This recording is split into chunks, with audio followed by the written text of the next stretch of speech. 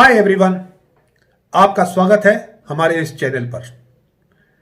पिछले वीक हमने डिस्कस किया था कि हमारे इन्वेस्टमेंट्स में एक पोर्टफोलियो एडवाइजर का क्या रोल हो सकता है, और आज हम डिस्कस करने जा रहे हैं कि पोर्टफोलियो एडवाइजर अगर हमको चाहिए तो हम उसको कैसे सिलेक्ट करें। How to select a portfolio adviser. अगर पिछले वीडियो पर एक नजर डालें, जिन्होंने नहीं देखा है उनसे रिक्वेस्ट है कि लास्ट वीडियो को जरूर देखें, जहां एक हमने नीड डिस्कस की है पोर्टफोलियो एडवाइजर की। एक पोर्टफोलियो एडवाइजर हमको हेल्प करता है हमारे रिटर्न्स को ऑप्टिमाइज करने में और रिस्क को मिनिमाइज करने में, एक टाइमली एडवाइस के थ्रू, और हमारे पूरे पोर्टफोलियो को मैनेज करता है। He not only suggest buys and sells, but portfolio की बैलेंसिंग करता है, डिवर्सिफिकेशन करता है, टाइम पे डिसइन्वेस्टमेंट करता है। तो today we will be discussing how to select a portfolio adviser if at all we need it.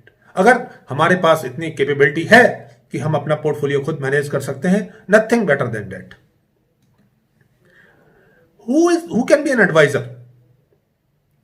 आज जितने भी ब्रोकरेज फर्म्स हैं, एंड देयर आर हंड्रेड्स और थाउजेंड्स ऑफ ब्रोकरेज फर्म्स, अगर मोटे मोटे नाम ले लें, SBI capital markets, ICICI direct, HDFC securities, Motilal Oswal, Zerodha and so forth, ये not only portfolio management services provide करती हैं सारी कंपनीज, बट समय समय पर अपनी रिसर्च एनालिसिस भी पब्लिश करती रहती हैं, जिसके कि इन्वेस्टर पढ़ के डिसीजन लेते हैं इन्वेस्ट करना कि नहीं। सिमिलरली जो हमारे बिजनेस न्यूज़पेपर्स हैं, बिजनेस स्टैंडर्ड हो, इकोनॉमिक टाइम्स हो, फाइनेंशियल एक्सप्रेस हो, या so many other magazines, capital market है, दलाल स्ट्रीट जर्नल है, there is no dearth of print media. पहले इनफैक्ट सिर्फ प्रिंट मीडिया ही होता था, थैंक्स टू इंटरनेट कि आज सब कुछ ऑनलाइन अवेलेबल है। तो हम इनमें आर्टिकल्स पढ़कर डिसाइड करते हैं कि हम इन्वेस्ट करें किसी शेयर में या नहीं। सिमिलरली जो बिजनेस चैनल्स हैं, सवेरे 7 बजे से शुरू हो जाते हैं और जब तक मार्केट बंद हो रहा है 3:30 बजे तक, तब तक लगातार रिकमेंडेशंस आती रहेंगी। कुछ ट्रेडिंग की होंगी, कुछ पोजिशनल पर्सपेक्टिव होंगी, कुछ शॉर्ट टर्म होगी, कोई लॉन्ग टर्म होगी, कोई मिड टर्म होगी, और अलग अलग एडवाइजर्स आएंगे, अपनी सलाह देंगे। और आज YouTube पे तो एक बाढ़ आई हुई है।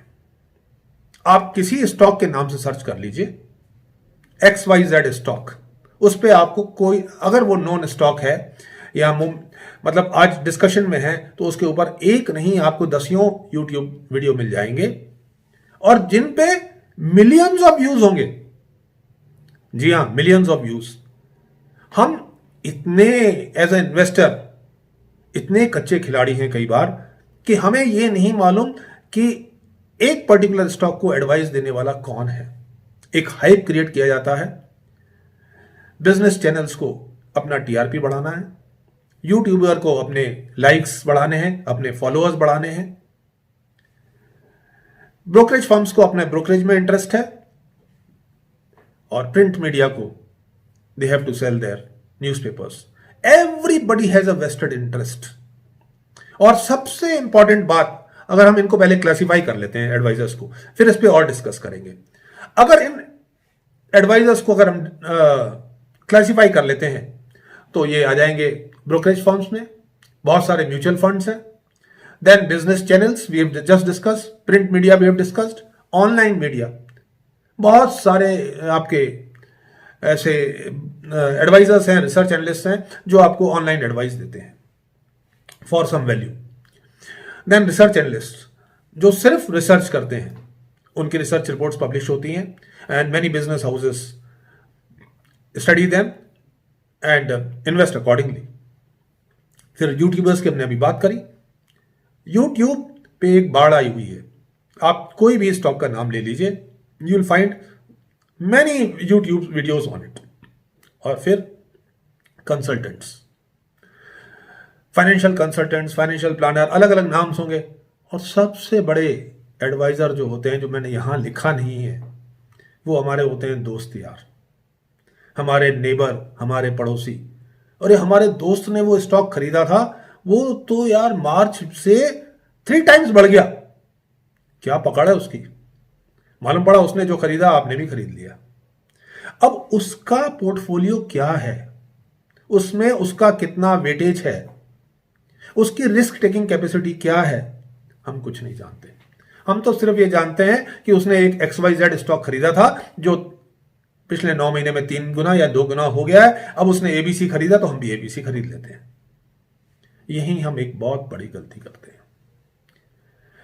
हमें अगर खुद की स्टडी पे भरोसा नहीं है, if we are not confident of our study, then we should properly select a portfolio adviser. तो आज हम बात करने जा रहे हैं कि हम पोर्टफोलियो एडवाइजर में क्या क्वालिटीज देखें। पिछले वीडियो में आपको याद होगा, या आप दोबारा जाके देख सकते हैं, कि हमने एक पेशेंट की जिंदगी में एक रोल ऑफ डॉक्टर क्या होता है वो डिस्कस किया था, और एक इन्वेस्टर के लिए पोर्टफोलियो एडवाइजर का रोल क्या होता है, कई पैरामीटर्स पे हमने डिस्कस किया था। तो आज हम डिस्कस करेंगे कि अगर हमको एक डॉक्टर सेलेक्ट करना है, unfortunately we are not well और हमें डॉक्टर की सलाह की जरूरत है, डॉक्टर से हमें ट्रीटमेंट लेना है, तो हम डॉक्टर्स कैसे सेलेक्ट करते हैं। और सिमिलरली अगर हमें पोर्टफोलियो एडवाइस लेनी है, तो अगर हमें एक एडवाइजर सेलेक्ट करना है तो उसमें क्या देखना चाहिए। सबसे पहले तो हम देखते हैं कि डॉक्टर रजिस्टर्ड है कि नहीं है। Medical council of India doctors को रजिस्टर करता है, इसी तरह पोर्टफोलियो एडवाइजर्स को SEBI, it's a board which registers portfolio advisers. तो सबसे पहले आप ये देखिए कि वो रजिस्टर्ड है कि नहीं है, क्योंकि रजिस्ट्रेशन से पहले सेबी बहुत कुछ जांच करता है। और डॉक्टर की क्या अप्रोच हम देखते हैं कि अगर हम आज कोई प्रॉब्लम लेके गए तो हम उससे चाहते हैं कि शॉर्ट टर्म में तो इमीडिएट रिलीफ मिल जाए, पेट दर्द है या कुछ प्रॉब्लम हो रही है तो हमको इमीडिएट रिलीफ मिल जाए, और लॉन्ग टर्म में वो डायग्नोज करके उसका परमानेंट क्योर दे दे ताकि हम ठीक हो जाए। लेकिन एक पोर्टफोलियो एडवाइजर जो आपके शॉर्ट टर्म में इन्वेस्टमेंट में इंटरेस्ट रखता है, ही can not be a good portfolio adviser. हमने कई वीडियोस पिछली बार चर्चा किए थे, कई इस चैनल पे बहुत सारे वीडियोस मिलेंगे जिसमें हमने ये कंक्लूड किया था कि long term investment only page, कि किस तरह से long term and patient investment पे करती है। तो एक अच्छा पोर्टफोलियो एडवाइजर अगर आपको सेलेक्ट करना है तो उसका व्यू, उसका पर्सपेक्टिव, वो आपको ये प्रॉमिस कभी ना करे कि मैं साल भर में डबल कर दूंगा, 2 साल में 3 गुना कर दूंगा, 4 साल में डबल कर दूंगा। एक रीजनेबल रिटर्न्स एश्योर करे। Of course there is no guarantee, और हमें उसका, अभी हम आगे आएंगे ट्रैक रिकॉर्ड की भी बात करेंगे। तो उसका इंटरेस्ट क्या होना चाहिए? उसका इंटरेस्ट अपने पैसे में, अपनी फीस में नहीं, उसका जैसा का डॉक्टर का इंटरेस्ट होना चाहिए पेशेंट की हेल्थ में। इसी तरह एक पोर्टफोलियो एडवाइजर का जो इंटरेस्ट होना चाहिए वो क्लाइंट्स के रिटर्न्स में। कई पोर्टफोलियो मैनेजमेंट सर्विसेज एक लमसम अमाउंट लेती हैं, फिर प्रॉफिट का एक परसेंटेज लेते हैं, और फिर रीशफलिंग करने का भी कुछ ना कुछ उनका हिडन वो रहता है, वैल्यू रहती है। तो we should be very careful कि हमारा जो उसका इंटरेस्ट है हमारे रिटर्न्स पे है कि नहीं है। और फिलॉसफी क्या होती है डॉक्टर की, जिसके पास हम जाएं, ट्रांसपेरेंटली हमसे चर्चा करें क्या प्रॉब्लम है, क्या ट्रीटमेंट देने जा रहा है। इसी तरह पोर्टफोलियो एडवाइजर भी अगर हम उससे डिस्कस करें कि तो वो किस स्टॉक में इन्वेस्ट कर रहा है, कितने टर्म के लिए इन्वेस्ट कर रहा है और क्यों इन्वेस्ट कर रहा है। As a good investor we should ask all these questions. If we are not asking these questions we are making foolish of ourselves. अगर हमें पोर्टफोलियो एडवाइजर से पूरे क्वेश्चंस पूछने हैं। और अप्रोचेबिलिटी क्या होनी चाहिए? एक डॉक्टर, वो उसमें आपका विश्वास होता है जो एक अप्रोचेबल होता है, इजी अप्रोच हो। अगर वो अपने जूनियर्स के माध्यम से आपसे बात करेगा या मेडिकल स्टाफ के माध्यम से आपसे बात करेगा तो आपको वो कॉन्फिडेंस लेवल नहीं आएगा।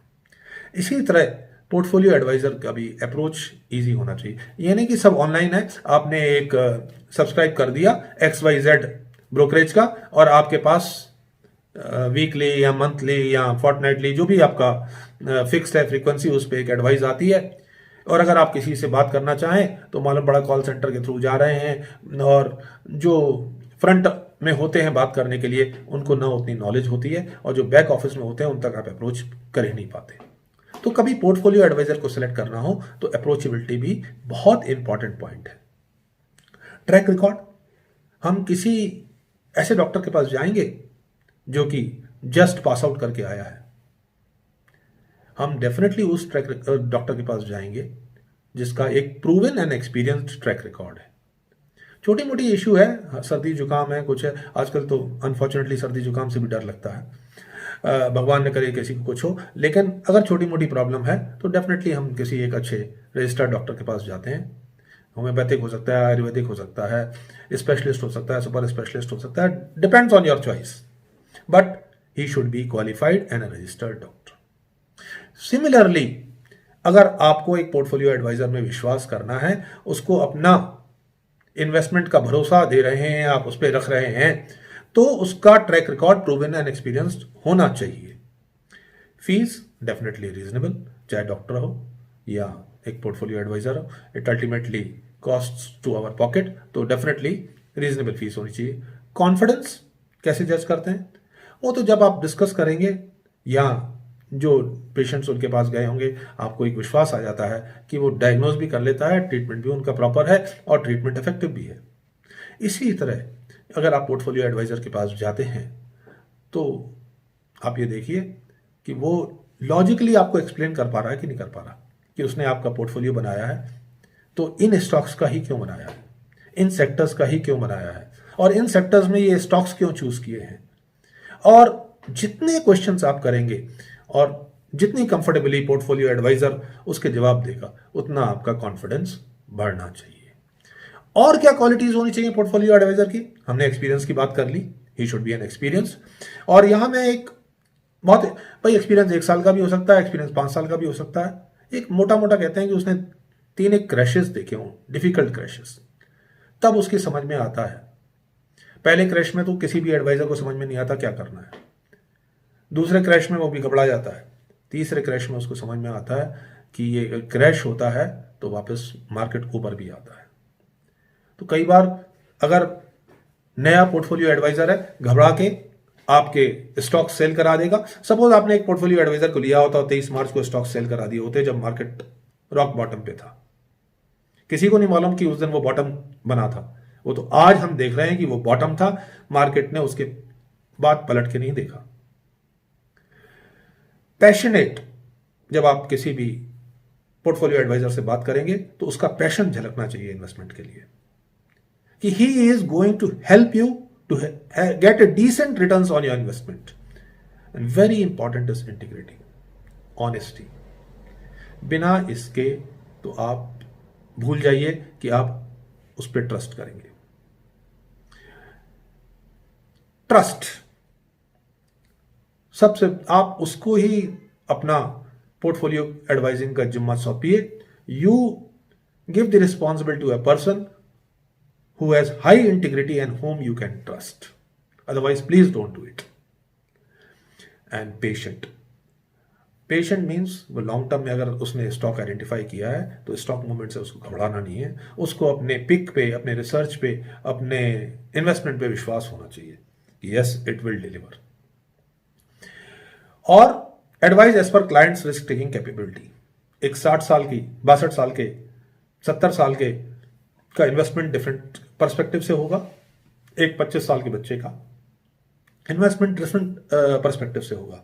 25 साल का जो लड़का या लड़की इन्वेस्टमेंट करने जा रहा है तो उसका risk taking capacity definitely high होगी, 60 प्लस में थोड़ी लो होगी, और अगर फॉर्चुनेटली हाई है तो ही शुड फर्स्ट डिस्कस, और आपको भी अपनी रिस्क उसको बतानी है कि मैं इतना लॉस एब्जॉर्ब कर सकता हूं, या ये मेरा फंड्स, इसको मैं टच नहीं करना चाहूंगा अगले 2 साल, 3 साल, 5 साल, 10 साल के लिए।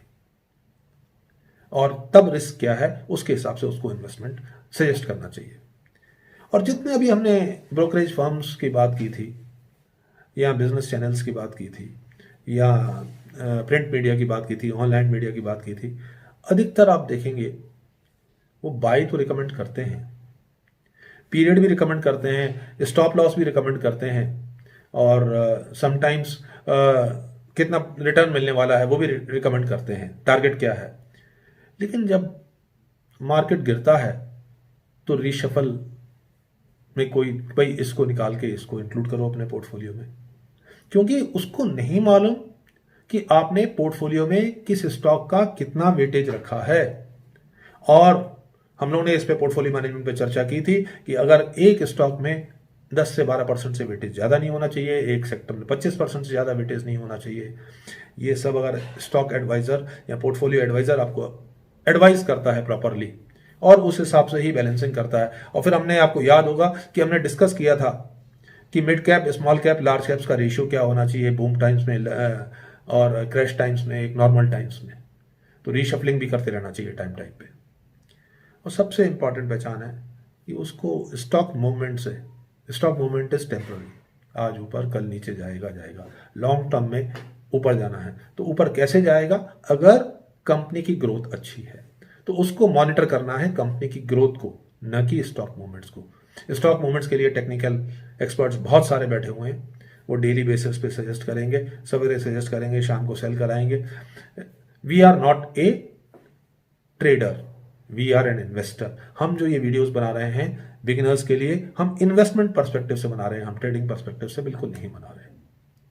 तो ये कुछ क्वालिटीज हैं। इसके अलावा भी यू आर द बेस्ट जज, यू आर द बेस्ट जज ऑफ योर मनी, कि आप अपना मनी किसको सौंपेंगे, अपनी इन्वेस्टमेंट एडवाइस किससे लेंगे। Smart VRC is one of the such firms which is into the research and they have some basket of stocks also. हमने कई बार चर्चा की थी और ये अभी 21 ईयर्स हमारा स्मार्ट VRC का कंप्लीट होने जा रहा है 30 दिसंबर को। इस उपलक्ष्य में हम एक रिपोर्ट पब्लिश करने जा रहे हैं which is stock of the 2021, और जिसकी अभी हम डिफरेंट चैनल से आपको हम बताएंगे किस तरह से आप साइट पे जाके smartvrc.com पे जाके रजिस्टर कर सकते हैं और फ्री रिपोर्ट आपको अवेलेबल हो जाएगी। But then you have to take your own decision. हमने आपको प्रॉमिस किया था कि हम आपको, जो हम आपसे फिलॉसफी शेयर कर रहे हैं वो स्मार्ट VRC की फिलॉसफी है, तो हम उनसे मुलाकात कराएंगे। वो समय आ गया है, अब एक नहीं 3 दिन लगातार हम आपकी मुलाकात कराने जा रहे हैं मिस्टर अनिल असनानी से। He is the qualified research analyst and entire philosophy which we have been discussing I have learned from him। तो 28 दिसंबर को शाम को 7 बजे हाउ स्मार्ट बिलियनियर पिक्स ने CAGR 25.46 CAGR 19 लॉन्ग रेंज में उसने डिलीवर किया है 25.46। If you are interested to know the top 7 secrets, don't miss to be a part of this webinar. और इस वेबिनार को में पार्टिसिपेट करने के लिए smartvrc.com पे जाइए, वहां रजिस्टर करिए और आपके मेल आईडी पे एक लिंक आ जाएगा, आप इसमें फ्री वेबिनार है, आप पार्टिसिपेट कर सकते हैं। 29 दिसंबर को शाम को 7 बजे स्टॉक रिटर्न्स को कैसे मैक्सिमाइज करें इन द नेक्स्ट 12 मंथ्स। कई बार आज ये चर्चा हो रही है, मार्केट पीक पे है। इनफैक्ट जब मंडे को मार्केट गिरा था 21 तारीख जब मार्केट गिरा था तो एवरीबडी वाज इन पैनिक कि व्हाट नेक्स्ट। लेकिन 2 ही दिन में 22 तारीख को थोड़ा ऊपर आया, 23 तारीख को और 24 तारीख को प्रैक्टिकली हार्डली 0.5% या 0.1% अपने टॉप से नीचे है इंडिसेस और stocks, and they have come back again. तो ये एक राइट टाइम है इन्वेस्टमेंट का क्या? तो we'll be mister Asnani will be discussing कि अपने स्टॉक रिटर्न्स को नेक्स्ट 12 मंथ्स में कैसे मैक्सिमाइज करें। और 30 दिसंबर को India shining, time to fasten your belts. जो लोग इकोनॉमी को ट्रैक कर रहे हैं वो देख रहे होंगे कि किस तरह से अच्छी रिकवरी हुई है इकोनॉमी में और किस तरह से मेगा प्रोजेक्ट्स आ रहे हैं डिफरेंट सेक्टर्स में। और ये जो मेगा प्रोजेक्ट्स जो कि पिछले सालों में लगाए गए थे या कंसीव किए गए थे, जो कि कमीशन होने जा रहे हैं 1-2 साल में, which are going to deliver the returns. तो India shining, time to fasten your belts, ये 3 फ्री वेबिनार्स हैं। आई वुड सजेस्ट कि आप इनको मिस न करें। These are not on stocks but stocks philosophy, how to pick up the stocks. So what is the key take away of today's learning? Trust and integrity is the key. मैं एक example बताऊंगा अपने ही experience का। When I was in my 30s, तब तो न net होता था, हार्ड स्क्रिप्ट्स होती थी, हार्ड कॉपी होती थी शेयर्स की, और कुछ फाइनेंशियल मैगजीन्स चलती थी, दलाल स्ट्रीट, कैपिटल मार्केट, कुछ न्यूज़ लेटर्स आते थे। ऐसे ही एक न्यूज़ लेटर को मैंने सब्सक्राइब किया था, उसने एक XYZ स्टॉक रिकमेंड किया था, हमने उसमें इन्वेस्टमेंट कर दिया। जब परचेज कर लिया, जब स्टॉक 15 दिन बाद, 20 दिन बाद, 21 दिन बाद आता है, स्टॉक ब्रोकर के पास आता था, ब्रोकर हमको हैंड ओवर करता था, यू वुड बी सरप्राइज कि जिस बिजनेस हाउस या रिसर्च एनालिस्ट वो रिपोर्ट पब्लिश करता है, जिसने वो स्टॉक रिकमेंड किया था, उसने ही वो स्टॉक बेचा था और खरीदने वाला मैं था। तो ऐसे हम बेवकूफ बहुत बार बने होंगे या बन जाएंगे। So even if an adviser is recommending, your study counts. और इंपॉर्टेंट है, trust and integrity is the key. जिस पे आपको ट्रस्ट और ऑनेस्टी पे विश्वास नहीं है, उस पे please don't select him for the portfolio advice. An advisor should be able to find the value, intrinsic worth. It is different from price. क्या वो उसकी वैल्यू प्राइस से कम है?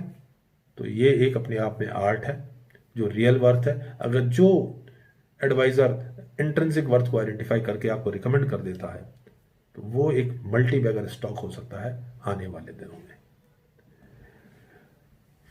Last but not the least, learning from experts. The stock market is filled with individuals who know the price of everything, अभी हमने चर्चा की थी, but the value of nothing. And this Philip Fisher has to say, and if you don't know how to find out the value, first put your confidence in a good portfolio advisor after selecting him properly. Thank you very much, friends, and we are coming to the close of the year 2020, which unfortunately has brought many bad news. But it has been a very good year for the investors who had not disinvested or invested between March to December. They would have got a decent returns. Wishing you all the best, to you, your families, your friends, a very happy and prosperous new year 2021. May the stocks you pick up multiply n number of times and you make a good wealth out of your investments. Thank you very much, friends.